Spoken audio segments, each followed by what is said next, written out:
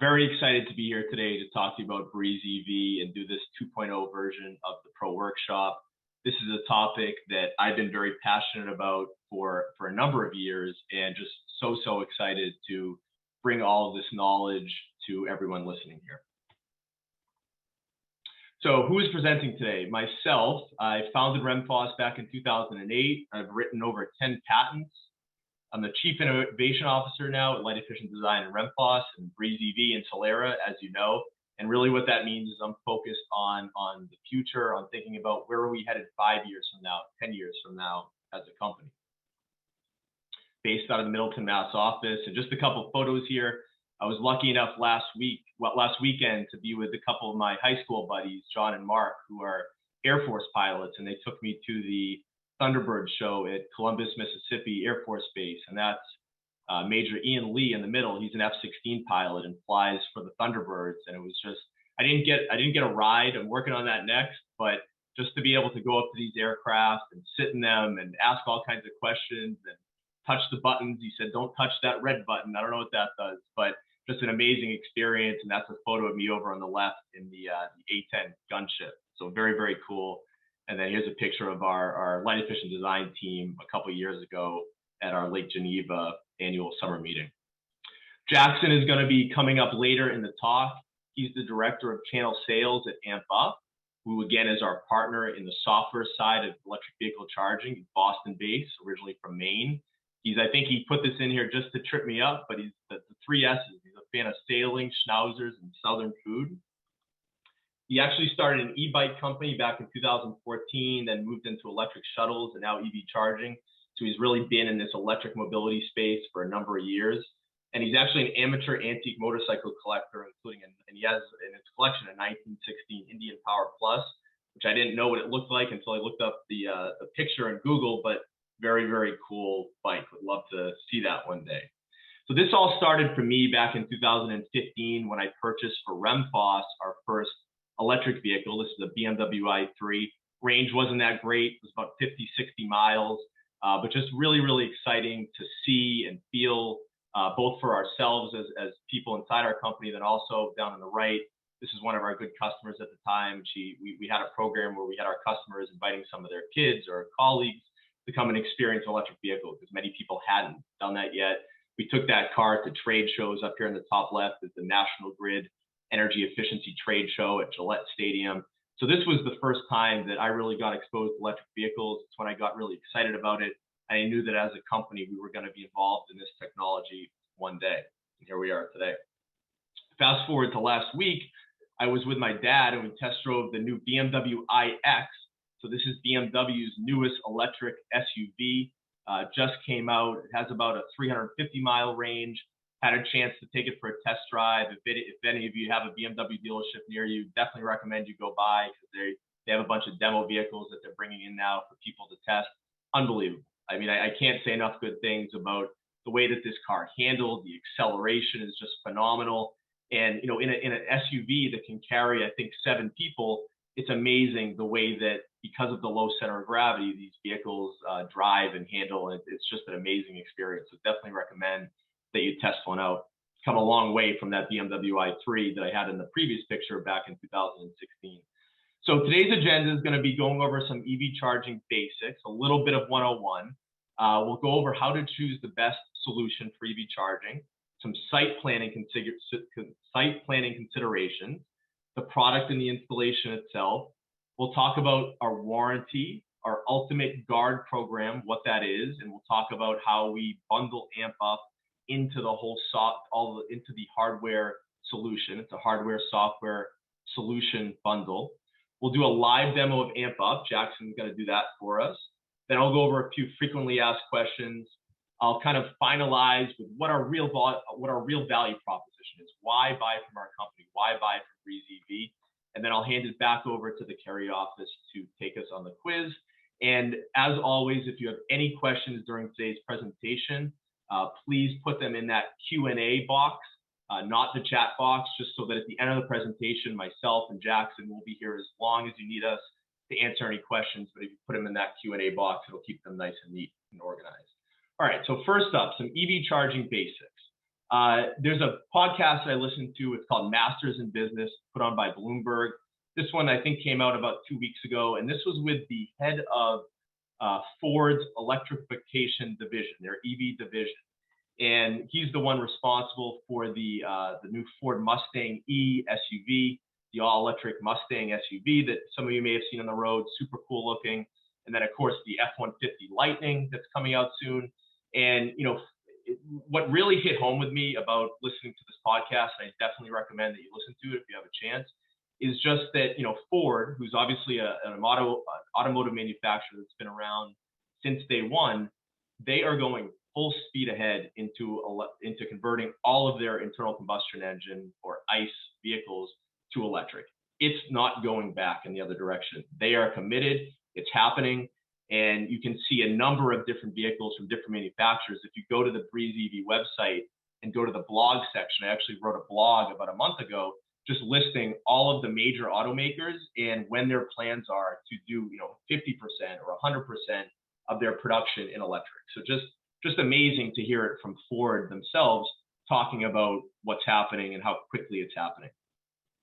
One of the things that he talked about, Darren, the head of EV at Ford, talked about was this thought process that electric vehicles don't fill up, they top off. And he equated that to going from the flip phone to the smartphone, and kind of a change in philosophy that people will take place with people. Where with the flip phone, you know, these had pretty good batteries, or small batteries, but they didn't have a lot of operating power. So we'd plug them in once every couple days, and that battery would last a few days. Then with smartphones, we got into this process of, okay, we charge them at night, we charge them at work, we charge them if we're at the airport, we charge them if we're at Starbucks. So this difference, this change in the way that we behave from going to the gas station and quote unquote filling up like the old days to topping off. So with electric vehicles, we'll charge at home, we'll charge at the shopping mall, we'll charge at our offices. There'll probably be gas stations that have, you know, level 3 fast chargers where you can charge really quickly. So instead of going to the gas station and filling up, it's going to be a process of topping off, you know, almost everywhere you are. Level 1, level 2, level 3 definitions, just to make sure we're all on the same page. We're going to be focusing today on level 2, but level 1 is that 120 volts, plugs into the wall, kind of looks like a laptop charger. This is going to give your slowest rate of charge. Level 2 is usually 208 or 240 volts, and it takes 12 to 48 amps and can charge that battery full in about 2 to 6 hours, depending on which vehicle it is. And then level 3, which is often called DC fast or DCFC, those all mean the same things.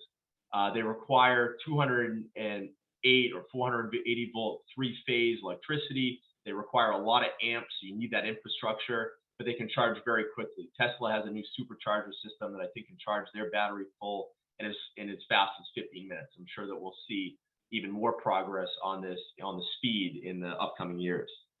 While today we're going to be focusing primarily on level 2, we do have a partner in level 3 DC fast charging, so we can quote breezEV DC fast charging level 3 projects with our partner Tritium, and they have a really great infrastructure and design of their product that makes it very modular, so that if components need to be swapped out, they can. So we can quote level 3 projects, even though the focus of today's talk is going to be on level 2. Plug styles. So with level 2, there's really one plug type, this J1772. It's become the common plug type for level 2 charging across all brands.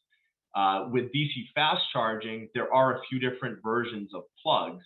With Tesla, they make it a little bit different, but luckily, so with Tesla on level 2 and level 3, they have kind of their own plug, but luckily they include with the vehicle an adapter. So Teslas can work either with that Tesla charger or with any of the chargers that we sell or anybody else sells. With level 3, some vehicles like Nissan, Mitsubishi, Hyundai, Kia are using this type of plug, and some of the others are using this CCS plug. What's going to happen over the next couple of years, most people in the industry believe, is that everyone is going to move on level 3 DC fast charging to this one plug style, this CCS style. But what we're going to be talking about today is level 2, which all share that J1772 plug. How do you choose the best solution, the best charger solution?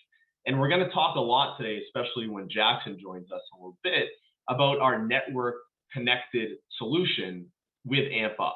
And we're going to call that a network charger. So what are the differences between a network charger and a non-network charger? Why would you want to upsell your customer for these subscription plans with AmpUp? What are the advantages? The one thing that a non-networked and a network charger share, and this is where the similarities stop, is that they both obviously can charge the vehicle. But if you want to have public accessibility, so if you want the chargers to be visible in a mobile app like PlugShare or the in-dash navigation, when I was in my friend's Tesla last night, all of the charging stations in the area, whenever we were on the road somewhere, would pop up. Google is going to be a common place. If you're in a new area and you're not sure where a charger is, you're just going to go to Google and type, where is the closest EV charger? So AmpUp, through their network charging solution, makes that public accessibility possible. The ability to charge and have an ROI, charge for the charging session and have an ROI. Jackson actually brought this kind of word to me, but this definition, but to call electric vehicle charging stations vending machines for power.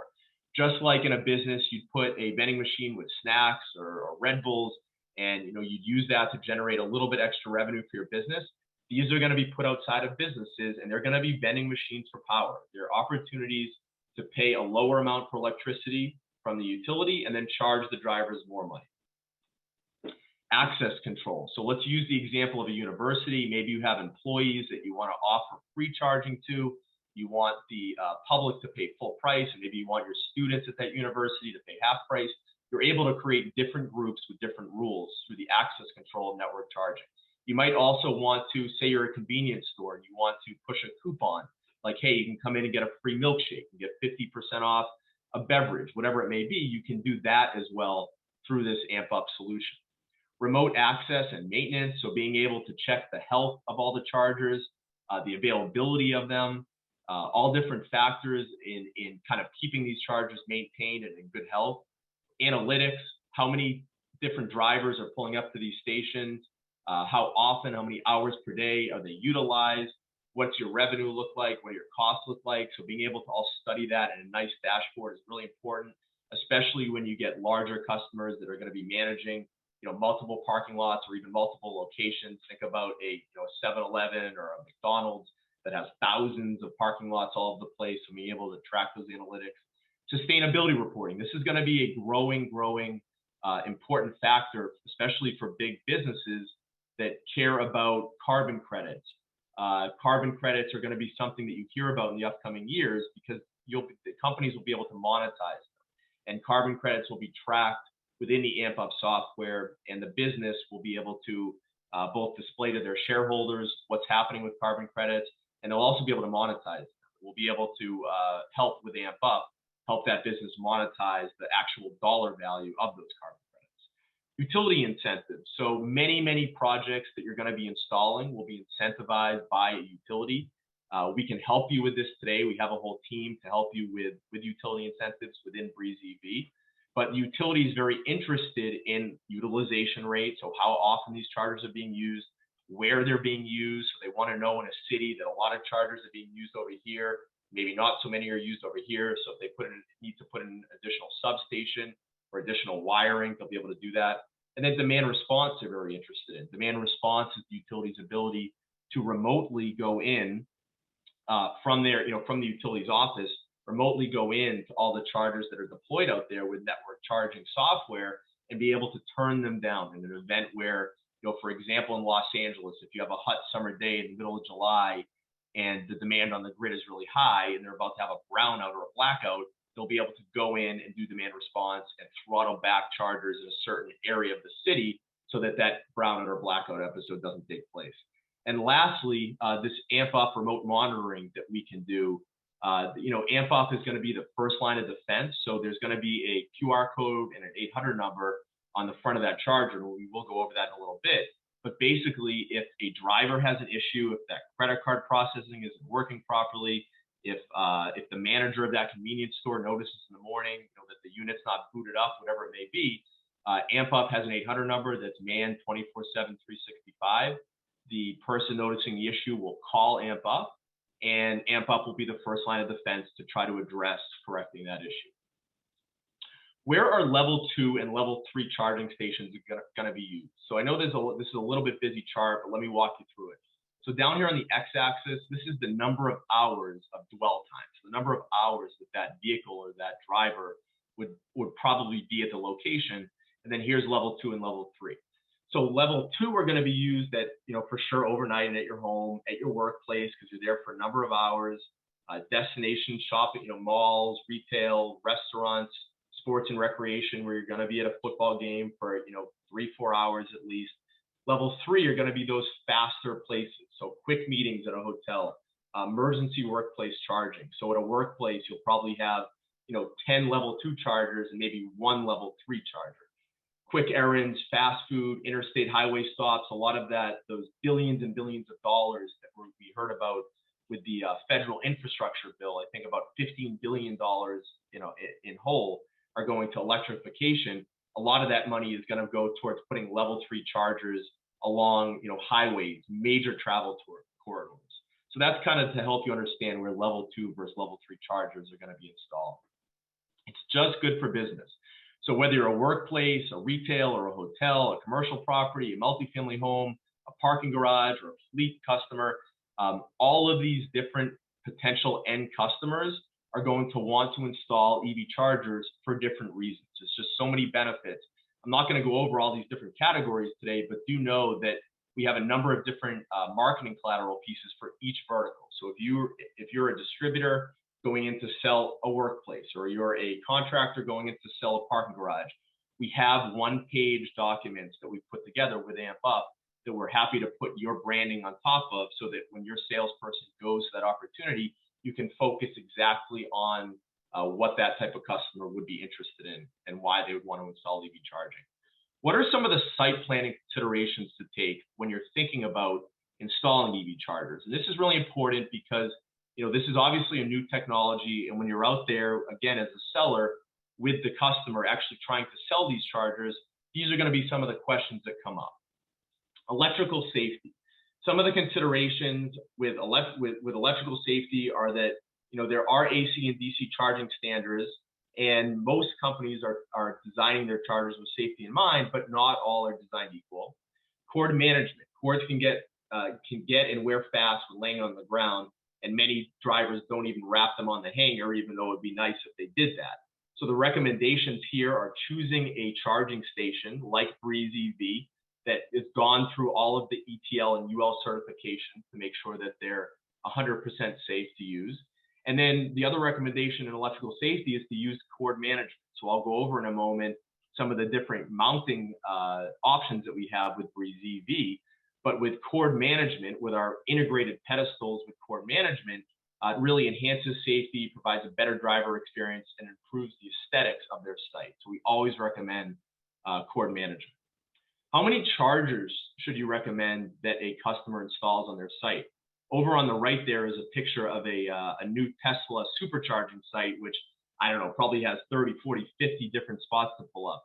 We would all love to sell, the customer 50 charging stations for each parking lot, but the reality of that is that this is gonna start slow. So the first thing to do is to really estimate how many EV drivers are, at your business and what the utilization rate will be. We have some data in different states and some trends that we can help you understand, what are the utilization rates per day, how many hours per day in Massachusetts versus California. So we can help you with that. You should check local rules about percentage of the spaces that must have EV stations. States and municipalities are starting to update their codes so that when you're building a new parking lot or a new parking garage, you actually have to, by law, dedicate a certain percentage of those spaces to EV charging. So the recommendation here is, even though we'd love to sell that 50 charger installation like Tesla did on the right there, go for a smaller quantity sale today so that the customer can really see the quality and ease of use of our solution.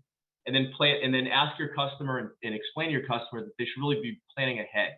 So even though they might only be installing 3 pedestals today, while they're in there digging up the concrete, digging up the ground, trenching, so that they prepare the site for more chargers later, they can run additional conduit pipes They can install additional concrete pads, even if they're not planning to install more than that 2 or 3 pedestals today. What are the requirements for level 2 charging for power?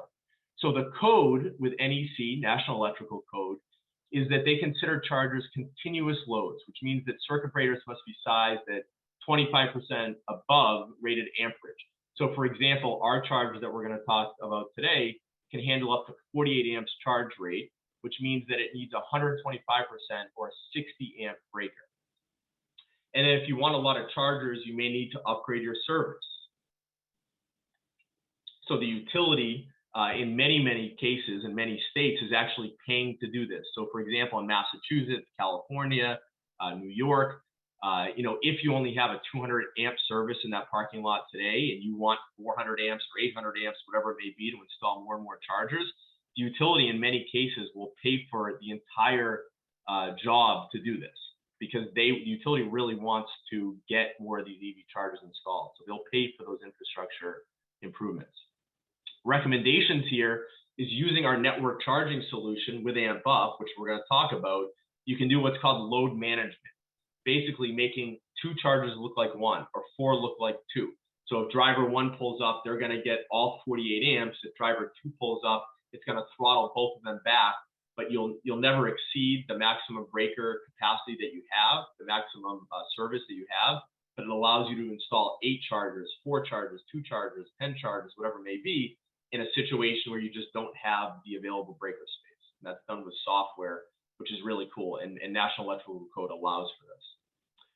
So to illustrate what I'm just talking about on that last slide about power management, here's some graphics. So for example, here's a 160 amp service, which would be on a 200 amp panel. And here, they're only able to install 10 chargers set to 16 amps each. Our chargers, which I'll get into on the product slide in a moment, you can adjust between 16, 32, 40, and 48 amps, all within the same unit. But in this example, with that 200 amp panel, if you wanted to install 10 chargers, you're only going to be able to set each one to 16 amps. This is the dumb non-network solution. With our network solution with AmpUp, we can totally change that scenario. With that exact same 200 amp panel, we can now install 20 charging stations, each up to 32 amps, and it's going to distribute that load throughout the chargers. So in other words, on that 140 amp breaker, you're going to have 4 chargers sharing that same breaker. So you can install so many more chargers with network power management using AmpUp. And this is just to illustrate, this slide is to illustrate the breaker requirements. So if you're putting each charger on its own dedicated service, its own dedicated breaker, for example, if you have a dual pedestal and you have 2 units at 48 amps and you bring power to each one independently, here's the requirement. So again, our unit, our 1 SKU, we've done this with SKU reduction in mind, our 1 SKU can be switched between 16, 32, 40, and 48 amps. On a 16 amp unit, you'd require a 20 amp breaker. On a 32 amp unit, you require a 40 amp breaker. On that 40 amp setting, rather, you'd require 50 amp, and on the 48, you require 60. And then if you're sharing power, so if you're going to bring 1 service to that dual pedestal, for example, if you're set to 48 amps, you need both of them. You need a 125 amp breaker. 240 amps, you need 100 amp. 232, 80, and 216, you need a 40 amp. So just to help you understand what the different breaker requirements are on that job site. Other considerations to have are proximity to breaker panel. Obviously, the closer you are to that breaker panel, the less expensive it's going to be to pay the electrician to run the wiring. Is trenching going to be required? Can you install it maybe in a place near the edge of the building, like we've done in Middleton at our Middleton facility? We installed them right at the edge of the building so that we would not need to do trenching. ADA requirements for handicap spaces, lighting and security. We're actually taking a stance here and saying that at breezEV, we really believe that the parking spots that are going to be used for these charging stations should be well lit. So we're going to have an option in a couple months to purchase our pedestals in combination with our Solera solar and solar hybrid lighting solutions. How cool is that? So this is a picture in our showroom of one of our pedestals with one of our Solera lighting solutions up top here. And we really believe that this will be a low cost, efficient way to add lighting to that parking lot to make sure that when that driver pulls up to that spot to charge, it's going to be a safe amount of light levels. And this could be, of course, be a lot less expensive than having to add additional lighting poles near the charging stations. Just combining it with that pedestal is going to save a lot of cost. Visibility and signage. Here's an example of what we're working on with Verizon. Verizon is hopefully going to partner with breezEV on a number of different solutions for them. And we can do a bunch of custom branding. So if you're Verizon and you want to do custom branding on that pedestal, maybe you're a university and you want to have your colors on it, you want to have your logos on it, you want to have some slogan that, you know, University of Alabama cares about the environment or whatever it may be, we can do that. So you would send that artwork to us. We would have one of our in-house designers come up with a proof to send you back, and it would be a vinyl wrap that's applied to that pedestal. Utility incentives are a very important thing to think about because there's so many of them and they're growing by the day, the amount of dollars that utilities are throwing at these projects. And we have a breezEV rebate coalition team inside our company. We are happy to help you if you have questions about a rebate in your area, or because there's so many different certifications, each utility is kind of doing their own qualified product list, which requires their own certification. We're here to do that. So we know that there's a lot of time and effort that's going to go towards making sure that our chargers are on each utility program. So we have an in-house team combined with AmpUp. AmpUp has actually hired a few engineers from utilities around the country so that we can do this really efficiently. All right, now let's get into the product and the installation itself. Here are some beautiful images of this is our dual pedestal. So this is our dual cable management pedestal with 2 of the chargers mounted to it. Here's an example of it in a parking lot. Here's an example of it maybe against a retail building. And then here's an example in a parking garage. So we've really designed this pedestal, the look of this pedestal to be, first of all, really rugged, be able to handle years and years of being outside in the elements. We've also designed it to be really elegant and modern looking, clean looking. And we've also designed it with that custom branding and advertising thought in place with lots of flat space that's not taken up by anything else, so that you could easily, again, put custom branding if that customer is interested on that face, on the front and the back. Okay, here is a little snippet from our cut sheet. I want to note that all of our chargers that are network connected are going to be connected via 4G cellular. The reason why we're using 4G cellular as opposed to Wi-Fi is we believe it's a much more reliable, easier way to sell the job. With Wi-Fi, if you're putting these chargers out in a parking lot, hundreds of feet away from the building where the Wi-Fi is inside, you might have to put Wi-Fi extenders in that parking lot. Safety and security, there's a lot of IT companies within a business that wouldn't be too happy with you piggybacking on top of their existing Wi-Fi network. So us having a standalone 4G cellular network, we don't have to worry about that. We don't have to talk to the IT department. The reason why we're using 4G instead of 3G or 5G, 3G is being totally done away with. AT&T has just turned off their 3G network. ChargePoint is actually having a lot of issues with this because a lot of their units have 3G and are going to have costly upgrades to 4G. With 5G, 5G is really designed for close proximity. So in cities, there's going to be a lot of 5G repeaters. We want to make sure that we can work and operate in rural areas where 5G doesn't exist yet.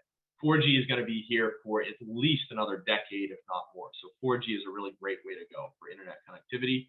Again, our unit can go up to 48 amps or 11.2 kilowatts of charging speed, and it's one unit with skew reduction in mind that can be adjusted internally with a switch between 48, 40, 32, and 16 amps. A lot of our competitors are still only at 32 amps. We wanted to make sure that we were really future-proofing this and designing this for the vehicles that are going to be coming compatible with higher charge rates. Do know that the one important thing to know is that whether it's an older EV or it's an EV of today or an EV of 5 years from now, they'll all self-regulate within the vehicle. So you can't harm the car. So in other words, if you have an EV that was built 10 years ago that can only handle up to 16 amp charge rate speed, and you plug that into our 48 amp unit, the car is going to regulate it. You can never hurt the vehicle by throwing more power at it. The car will always make sure that it's only charging the battery at whatever it's designed to do. IP65 housing, really rugged, designed for the outdoors. I'll get over some flexible mounting options in a moment. If you do purchase this unit just as a wall mount solution without cable management, it's ready to go right out of the box. You don't need any additional accessories, but we've really designed this solution with modularity in mind so that that same unit that could be wall mounted can also be mounted to our pedestal accessories, which I'll show you in a moment. We have a high brightness 4.3-inch screen on the front of the unit. The reason why a screen is going to be needed in so many different installations, especially those public installations, is because the utility is requiring it in many states, and that requirement is going to grow. The utility wants to make sure that the driver that's pulling up the charge understands the voltage that's charging at, the amperage, the kilowatts, the time of day, the temperature of the unit to make sure it's not overheating.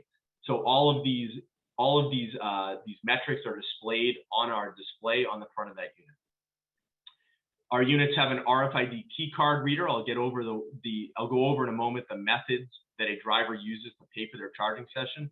But that RFID key card reader right here makes it really fast and easy for a driver to pay for their charging session. We have different amperage and different length cable sets available. Why are we doing this? Why don't we just make it simple and say, hey, you can have, we have a 48 amp 18-foot cable set, which a lot of our competition is doing that. They're just kind of saying we have one option. There's two reasons why we're doing this. One is on the lengths. It turns out that when you're designing the configuration of where these pedestals or chargers are going to go in that parking lot, you may have a scenario where you need a longer cord or a shorter cord. So we want to be able to accommodate that with different lengths. On the amperage side of things, most of our competition can still only go up to 32 or 40 amps. So if you're quoting a project and the competition, ChargePoint or Blink or Flow is only at 32 amps or 40, we didn't want to require you to have to spend the extra money on that 48 amp cable set, even though obviously it'll charge the car faster. So if you're going up on a project and want to keep the cost down, or if the customer just doesn't have the available power in their location to go up all the way up to 48 amps, we're giving you the option to purchase a 40 amp cable set. And these cable sets, by the way, are in-field installable to make it really fast, so that we don't have to ship the cable pre-assembled to the unit. The electrician will do that in the field. Makes it nice for distributors and stocking. We also have a unit without the screen. Again, most of what I'm talking about today is that network solution. This solution, for the most part, is kind of your residential unit, your dumb unit, would not be operating software. We will have a solution probably middle of this year, not yet, where we can use this charger on a Wi-Fi network and have a simplified AmpUp software package that would be a lower cost point for home use. And even though it seems crazy that you would want, why would you want this AmpUp subscription software at home? There's a couple of reasons. One is that utilities are going to start with demand response, actually requiring for sizable home residential rebates to be able to do demand response. And you can only do that if you have this AmpUp software loaded onto it. The other reason would be fleet. So for example, if you work for a company that provides you with an electric vehicle to take home at the end of the day, instead of giving you a gas card, they might pay for your EV charger to be installed at your residence, and they want to be able to track how much power is being used every month so that they can reimburse you for that or pay for it directly. We have two different pedestals, but we've really tried to simplify how these pedals operate. We have a pedestal without cable management on this slide, and then the next slide is the pedestal with cable management. All of these pedestals can be configured with a number of different units in different orientations. So the same pedestal, without any additional components, you can mount a charger to one face or back-to-back on both faces. And then here's our cable management pedestal, which I showed you in those images previously. But same thing, you can use that same pedestal, mount the charger to one face or back-to-back, or if you purchase the optional side-by-side mounting bracket, you can mount them side-by-side.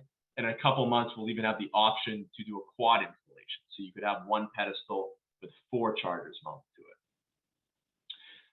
it. This is something that's really near and dear to my heart.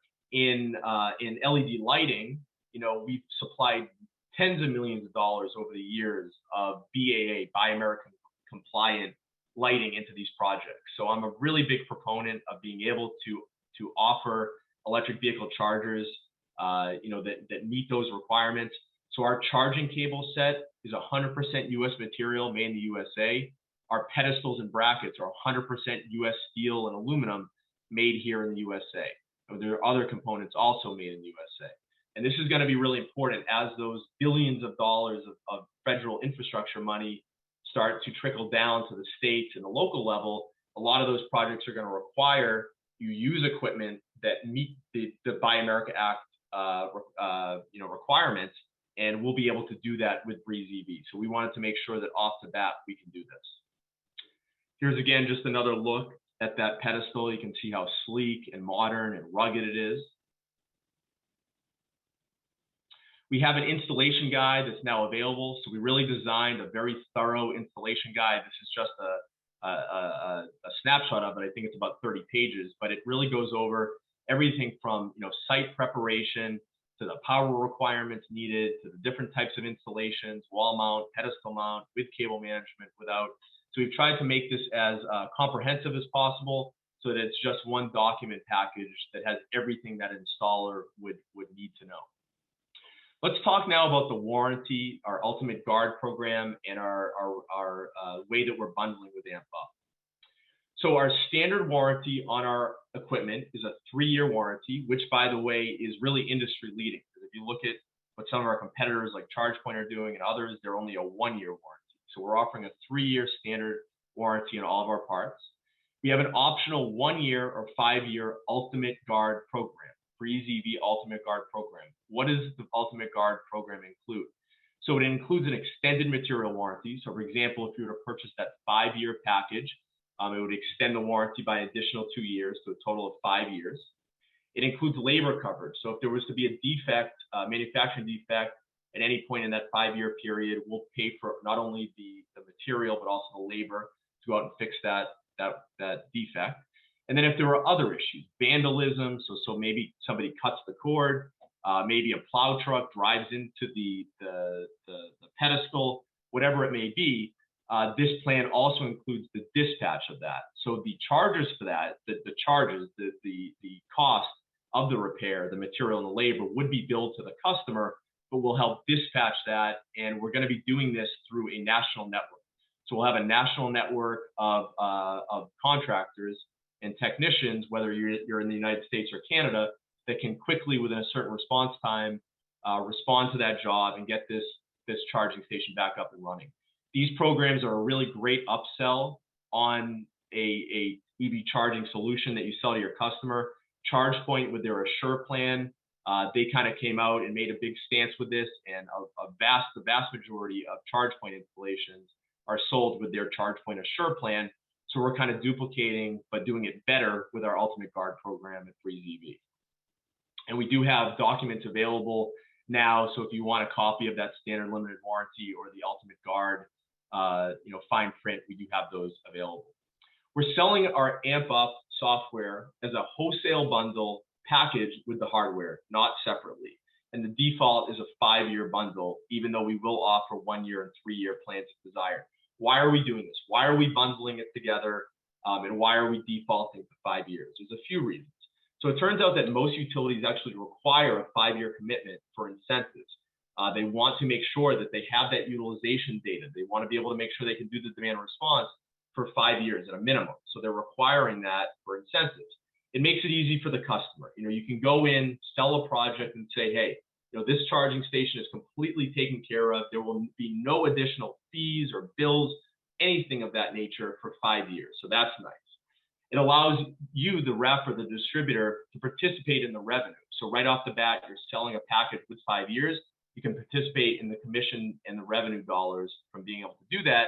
And you can also mark it up how you wish. So some of our competition is saying that you can mark up the hardware, but you can't mark up the software. We're giving you the key. So however you want to handle it, if you want to, however you want to mark it up, you're able to do that, and the decision is yours. So you pull up to an AmpUp powered network station, breezEV station. How does a driver pay for that session?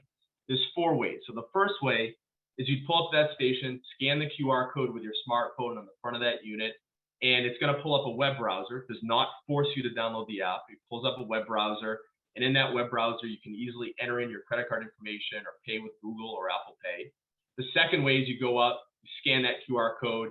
If you download the AmpUp app, it's going to make it a lot easier for future sessions to just very quickly scan the QR code, and it's going to automatically pay with creating an AmpUp account.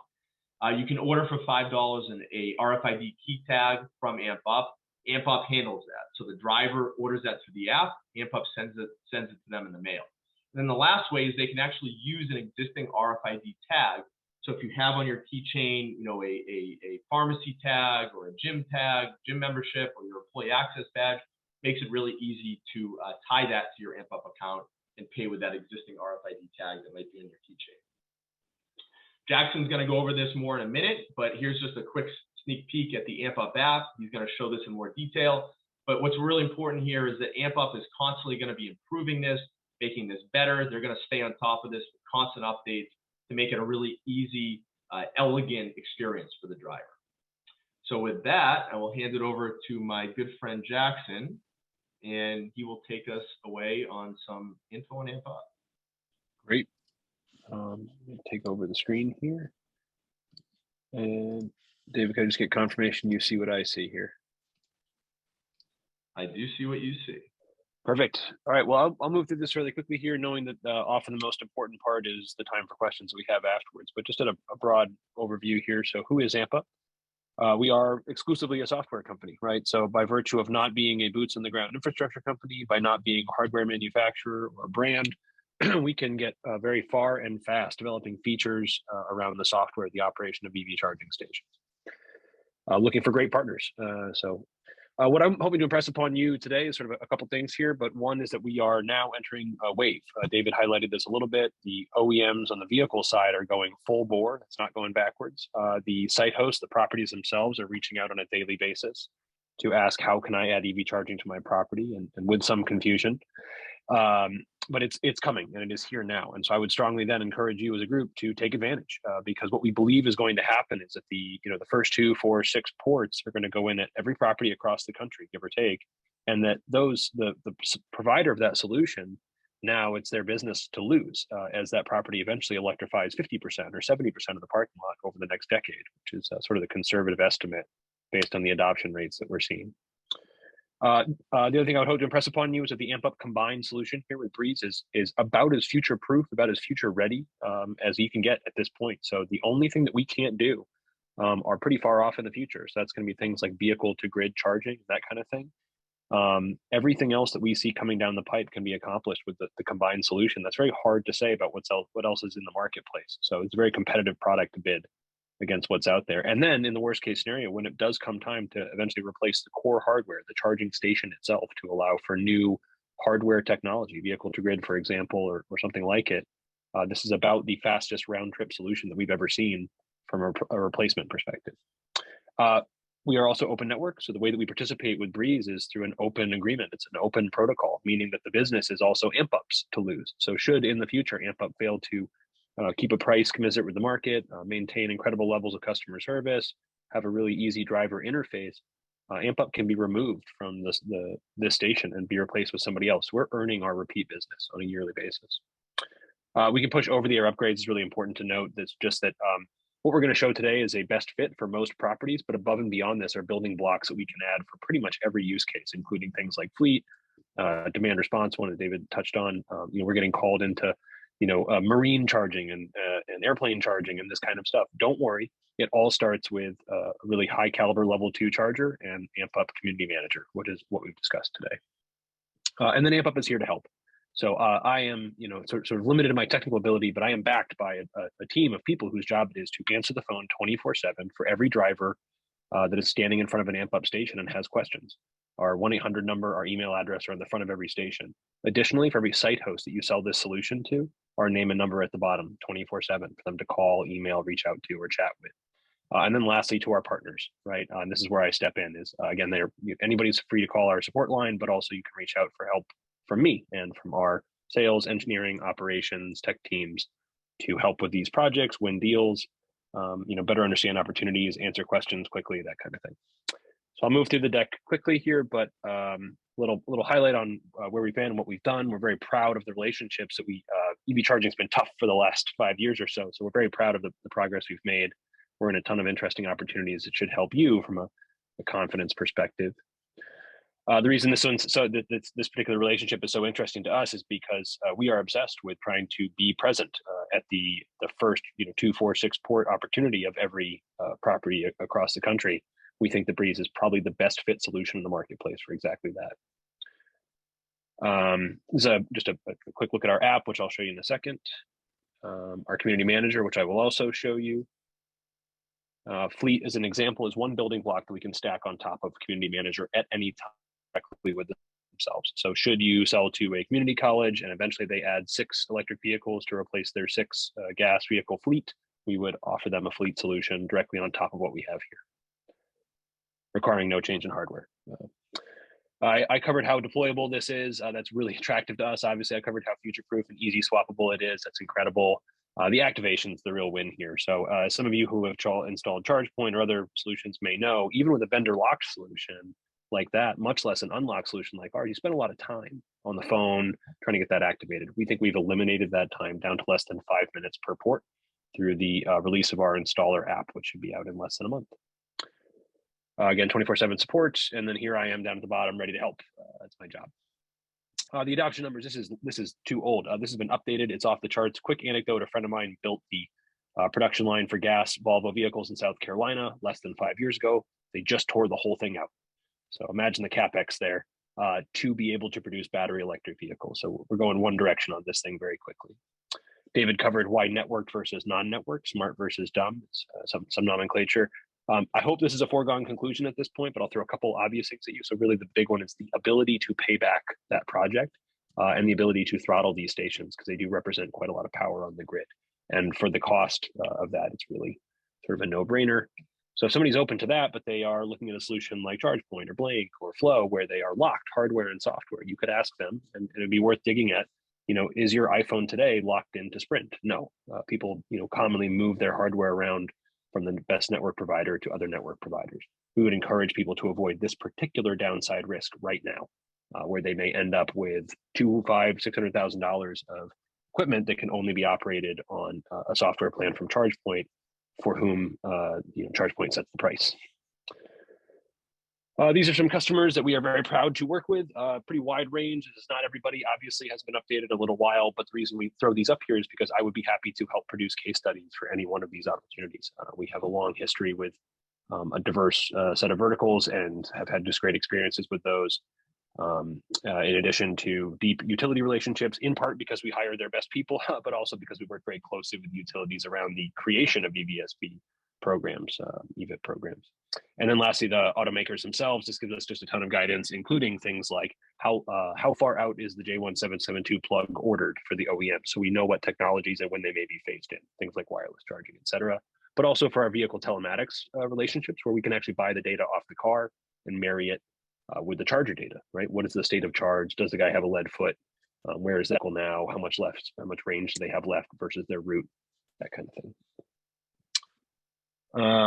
I will close that. I will give you guys a look into our dashboard. So I happen to have somebody on the hook in a sample location that I have. You can quickly see that these are 32 amp chargers at 240 volts using roughly 7.6 kilowatts. I have just one person charging out of my 4 total available chargers.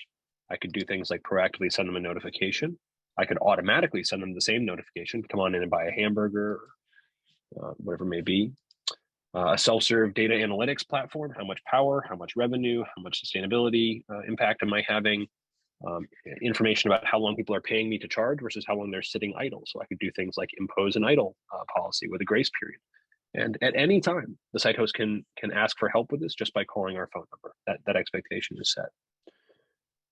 Again, this is all self-serve, so a day, a week, a month, a year, whatever they so choose. And then the locations, as David had highlighted here. So a couple things in here that I would show. I could use this to set set a load cap, meaning that these chargers in combination, all 4 of them would never exceed X that I choose here. And the advantage of doing that through software is you'll see this first driver not getting throttled. There's no need to throttle this person until a second driver shows up, and then we would need to throttle them back both equally. That's done through software. Of the 4 chargers in use are available, I have just 1 in use. And again, I can proactively send this person a notification, force start or stop the charging session, restart the charger. These sort of lead to the use case of, my boss has a Tesla, I just need it to work. So that just need it to work function is a really easy UI on the charger itself for the boss to call themselves or understand themselves. But in the background, the ability to just make this work with the press of a button.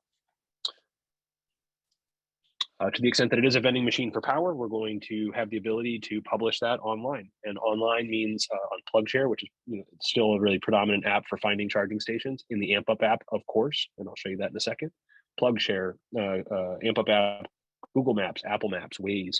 Increasingly, we're going to have access to things like real-time pricing ability, sort of like what you see at the pump if you're looking for a gas station on Google Maps. Again, our job is to walk every site host through this. We're going to spend half an hour to an hour, 45 minutes, whatever it takes with the site host, helping them set these knobs and dials, help them find competitive pricing locally, that kind of thing. That's our job. And if we get it wrong, invariably, the needs change over time. We're going to do it all over again at no charge. As David mentioned, the AmpUp services are pre-purchased with this. So we're never going to charge them more for support, and we're never going to charge them more for additional users, right? So if they want more people to have access to this data, these settings, it doesn't cost anything. I can enable reservations for the chargers I have. That works sort of like open table, right? So it's going to save me a high top for 4 at 8 o'clock, but not necessarily this high top. We're going to do that through software. And again, an automatic instruction for everybody that comes in. So hopefully, as I'm sort of rattling off these features, you might think, okay, this one fits for retail, and this one fits for hospitality, and this one fits for municipal, et cetera. But this is the promo codes we'll cover right now are essentially akin to validated charging. So you can make each driver aware of the promo code available to them for validated charging. So maybe that's like milkshake, right? And as David had said, so I can have that special pricing either by promo code or by user. 1 price for my employees, 1 price for the people across the street, 1 price for the public, however I so choose. We can price by hour or by kilowatt hour. In many states or some states, you're not allowed to retail electricity without being a utility. So in those states, we allow them to charge by hour instead of by kilowatt hour. David mentioned RFIDs. We'd love to sell you our fancy little $5 RFID tags, but they are not necessary. You can bring your own. We are reactively monitoring every single charging station on our network for faults, errors, and then of course the variable is going to be self-reported driver issues. So somebody ran over the charging cable, somebody crashed into the station, whatever that may be. We now act as the first line of defense and are going to triage that with the manufacturer, the installer, whoever needs to know, all automatically through our software. And the last thing is billing and payouts. So it's important to note that AmpUp never charges site hosts any fees at all. We charge a credit card processing fee to the driver on the way in for their funds. You as the site host or your site host customers will receive 100% of the charging funds that they set. So this is akin to the price of the candy bar in their vending machine. And just to answer this question proactively, this is just a sort of a low case fit of how this works. So people often ask us, what is the ROI model around charging stations? So we would tell them something like this. This is about as conservative as we can get. This is out of a 24-hour day at the going market rate of power in the marketplace. 1 hour of paid utilization means that station should pay for itself roughly the 10th day of the ongoing software power cost should pay for themselves roughly the 10th day of the month, meaning that the other 20 days of the month will go towards paying back the original cost of the project. And the last thing I would show you is just that we are deeply committed. I am deeply committed to trying to move this along. I think that what we're really noticing is that the marketplace is full of people who would like to add EV charging, but they are confused and it's complicated. And there's a lot of people in the marketplace who would like to continue to confuse them. And it's actually not very hard at all. Almost every property in the country, whether they're an enterprise or a local mom and pop, should add 2, 4, 6, 10 ports to their charging stations to their property this year. And they should do it with a solution that's extremely future-proof like this one. And if they need help understanding that, with video calls like this one, with customized or non-customized collateral and resources, we would love to help you provide that. So with that, I will turn it back over to David. Thanks, Jackson. All right, we're almost done here. A couple more slides and we'll go to the quiz. Okay, so some frequently asked questions that seem to be coming up quite a bit that I wanted to address. So if we buy a charger without software, can software be added later? The answer is no. So we're factory installing the AmpUp software onto the hardware, and it needs to be purchased at the time of order. Can software be added to a non-screen charger? So, I showed the two models, the unit with the screen and the RFID reader, all that, and the non-screened unit. So if we're talking about just kind of a simple app to help people, start their charging session at home or schedule it, it turns out that a lot of the EVs out there, all of them out there, have great apps. So if you buy a Tesla, there's a great Tesla app. Ford has a great app for their Ford vehicle. So there's not really a need for an app for the at-home use. The real need for that app would be, again, if in a residential scenario, the utility is requiring it for demand response purposes or fleet management. And AmpUp will have that software, that dial down software that will be less expensive. We'll have that in a few months here. We put units on the shelf with software bundles. So if you're a distributor and you put units on the shelf with software, when does the warranty, Ultimate Guard, or AmpUp software date start? And when does the renewal date start? So we track the serial numbers of the units, and it's only going to start once the station is installed and activated. Are there any additional fees that will be charged during that 5-year period if you order a charger with that AmpUp bundle, besides those credit card processing fees that, again, Jackson noted are charged to the driver? The answer is no. Everything is included. So beware of our competition, which has all kinds of fees. We oftentimes see quotes on competition that we're quoting that have one-time activation fees, a site visit fee for somebody to come out and make sure it's installed properly, an annual cellular connection fee. So like with us, we use Verizon for our cellular 4G connection.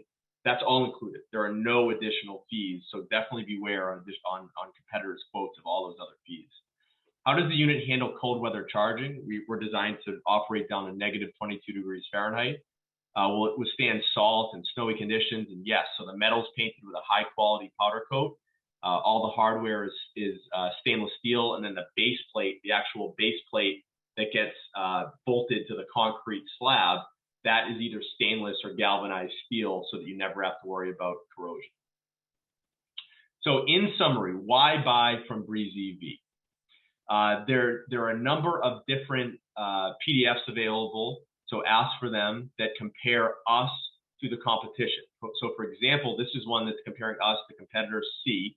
You can guess which one competitor C might be, but our modular hardware design is a huge benefit. So the fact that we have a charger and a cable set and a pedestal that can all be field installed, unlike that competitor C, which is all kind of factory installed, that really lends itself well to making for easy inventory, easy maintenance, low-cost maintenance, and fast maintenance in the field, and then future-proofing that solution, so that in 10 years, if that charger head itself is if there's a new technology, a higher amperage, whatever it may be, that's required, you'll be able to swap that charger head quickly.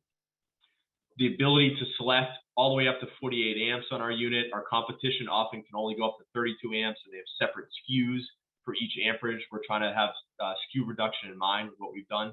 That open protocol software, so that OCPP protocol where we're using AmpUp, our competition is almost always locked in. So if you buy a ChargePoint charger, you're locked into ChargePoint software. If you buy a Blink solution, you're locked into Blink's software solution. We want to have an open protocol so that AmpUp has to really work for that renewal, that they have to make sure that they're keeping their costs fair, that they're including all the features that are required. The fact that the cord and the plug and the pedestal is all made here in the US of American materials. The fact that we're focused so heavily on our partnership with electrical distribution and contractors, as opposed to our competitors that will often sell direct around you on their website, etc. That breezEV Ultimate Guard plan is really well thought out compared to a lot of our competition. The fact that we're a private company and we're always going to be customer focused, as opposed to some of these other companies that are startups, VC backed, public, and they're really trying to just pump their share price, and they're going to do whatever it takes to get that sale. We're always thinking about the long-term relationship. And again, as Jackson pointed out, no additional fees. So with our software plans, there's no additional fees above and beyond that package price that they pay on day one. So in summary and final conclusion, the fact that we're a distributor contractor focused, will not sell direct to any end user, that should be huge.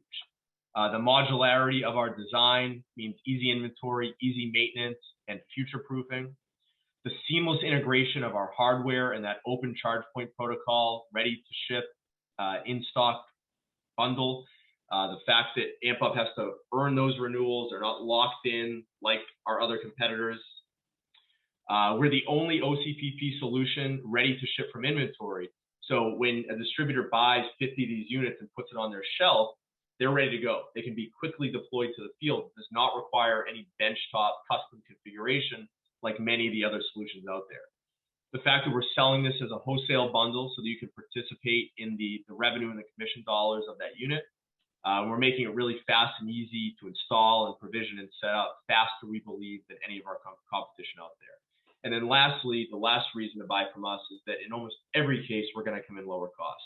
So if we compare it to that big competitor C, we're often coming in 20 to 40% less when you look at that total solution of, be careful of all the additional fees that competitor C is charging, like freight and site visits and activation, et cetera, et cetera. Ours is coming in 20 to 40% less.